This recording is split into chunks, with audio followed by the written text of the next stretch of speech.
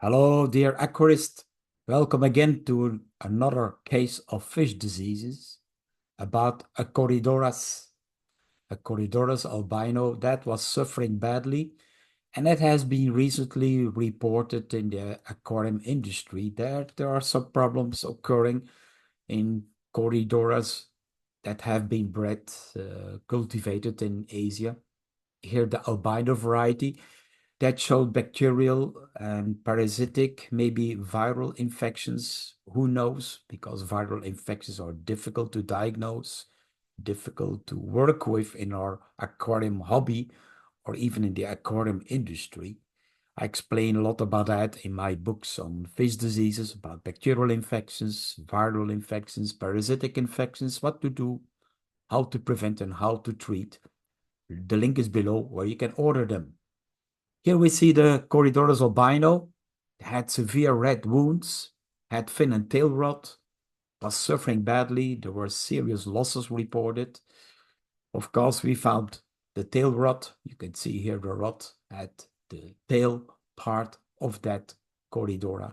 We found in the wounds, well, bacteria, and we found some tetrahymena, which are usually secondary facultative parasites that like to live on wounds, on wounded, damaged tissues, necrotic tissue, and making the wounds more severe, more profound, more difficult to cure.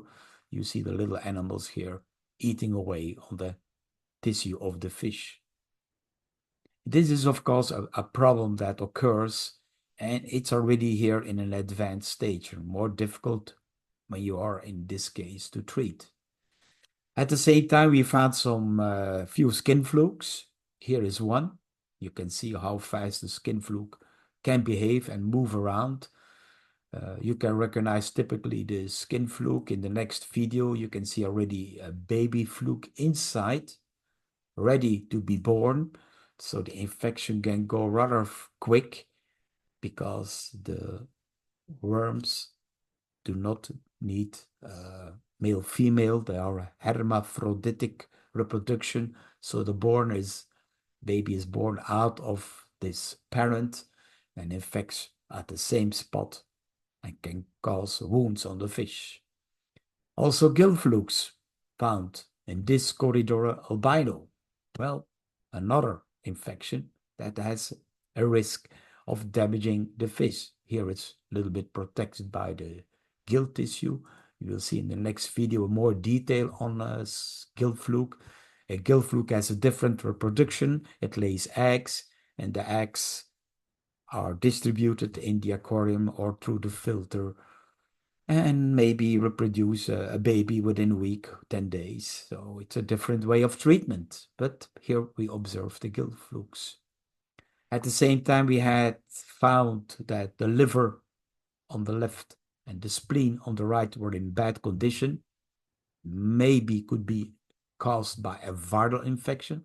The organs look very abnormal, more different than I used to see. So I'm questioning here the possibility of a viral infection. We also found internal in the organs some strange object, like a spine thing or a thread for something artificial that was incorporated inside the organs. How did it get there? I have no idea. And I found it in a few of them that there were some objects internal in the organs. Strange things that I encounter as a fish doctor. So the treatment for the Corydoras, well, a combination of antiparasitic and antibacterial medications will be necessary. The flukes can be treated afterwards because the worst and devastating thing that's going on are the bacteria, maybe the virus, but the virus we cannot control. We can control the secondary bacterial infection. We could treat, for instance, with formalin malachite green against the tetrahymena and at the same time an antibacterial product. So treat that secondary disease which is killing the fish. Ask your pet shop, your fish doctor, or the vet for good medications, or you can find it in my books. And you can also help with a functional fish food that helps the fish to repair, like our Dr. Bassleer buy fish food, grapefruit, seed extract, moringa. Books can help you to understand better fish diseases, and also my Patreon can give you a good training in prevention and putting fish in quarantine and how to diagnose fish diseases. I hope this small video helped you to understand this problem with the Corridora albino. Thank you for watching.